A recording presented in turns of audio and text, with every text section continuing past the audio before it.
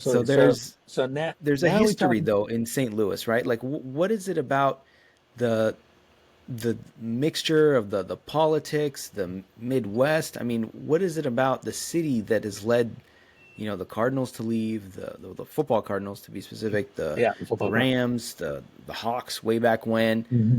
Why can't they hold on to a team, or do you feel like that's not the case? I I think it's a complicated issue. I was going to talk about the lawsuit that followed the relocation issue, but Okay, uh, so I'll talk about the lawsuit first and then answer your question. So sure. about a year after the move, St. Louis does sue the NFL and over that move.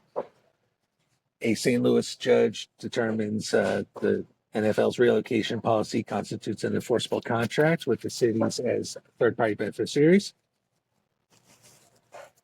and it gets very close to going to a trial, and it winds up settling out of court for 790 million. So, so at least St. Louis got something out of all of this, whereas Oakland did sue in federal court under antitrust uh, violations and wound up being tossed out. And Oakland, to quote Caddyshack, they got nothing and will have to like it. San Diego tried to follow the St. Louis side of things, but they waited too long. So statute of limitations came in there. So the three cities that wound up losing teams, St. Louis was the only one that got something out of it. Now, as far as teams leaving St. Louis, I do have that list in front of me. So we had the It's a St. Louis long Brown. list. Yeah. So we had the St. Louis Browns, the baseball team. Uh, originally came in. They were originally in Milwaukee before 1902, and then left in 1953 to become the Baltimore Orioles, that we know today.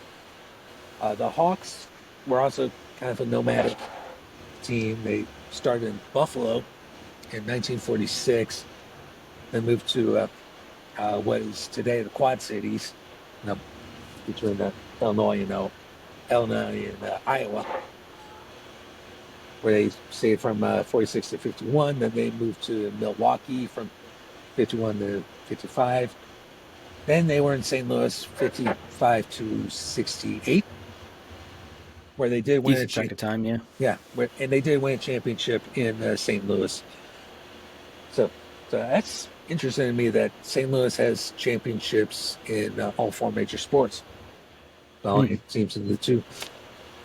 Uh, uh, in the case of the Hawks, they wanted a new arena and they couldn't get it. The arena they're playing at is actually on the site of the current arena for the Blues, the hockey team, and they just got sold to a guy in Atlanta, and eventually Ted Turner got his hands on the ownership in Atlanta. Now, now on the basketball side of things, the ABA had a team in St. Louis called the Spirits of St. Louis. Who, Great name, great logo too. oh yeah, they of course did not survive the merger with the NBA in '76.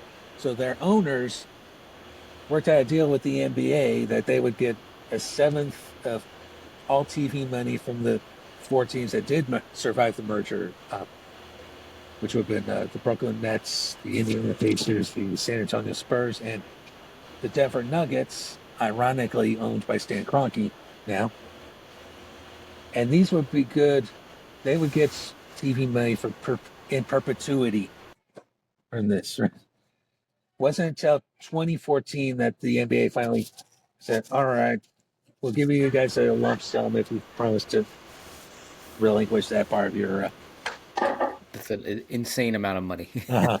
that they Yeah, that they've got five over hundred the million years. to tell them to just walk away. Now, as far as football is concerned, yeah, we had the law. They had the lawsuit and everything, but no guarantee of an expansion. And in fact, there's no guarantee that the NFL will expand. If they do, I would hope St. Louis will be at the top of the list. But right now, there's a lot of people are still pissed off at the NFL for the dishonest way they chose to go about that Mhm. whole situation.